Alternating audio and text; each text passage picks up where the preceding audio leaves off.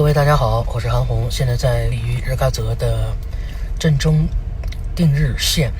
我上午在定日县，现在前往另外一个叫拉孜县，那里我们得到了很多的求助，所以我们相信那里很缺乏东西，我们现在赶过去。这个抖音啊，我没有抖音啊，我只有韩红工作室在抖音，其他都是假的啊。很感谢有很多的粉丝啊愿意做我的视频啊，我表示感谢。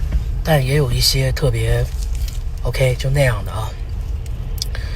这次日喀则的地震，我们来到这里，在零下18度的夜晚，咬牙坚持。我周围所有的参加抗震救灾的团体，还有中国医疗的，还有武警消防的所有的官兵，我没听到一个人有一声啰嗦的。这车上特别颠，这路上大家看会遇到很多这种救援的车辆。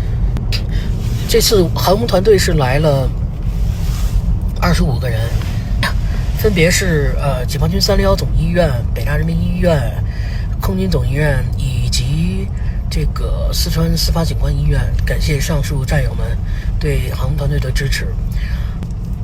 昨天一天没吃饭，到晚上吃一顿，今天又没吃饭。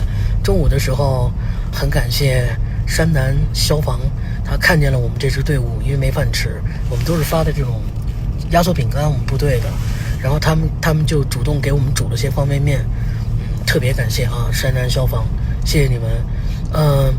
刚才3点多钟的时候又有一次余震，我现在脑子缺氧，现在海拔5000多嘛，希望日喀则能够早一天好起来，希望早一天能够让大家都能安安全全的睡回自己的家里。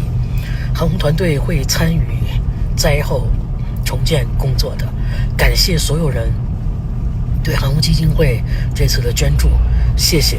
我们已经关闭了我们的捐款通道，不再收了，因为钱已经足够的多了。再次感谢，祝福我们的家乡扎西德勒。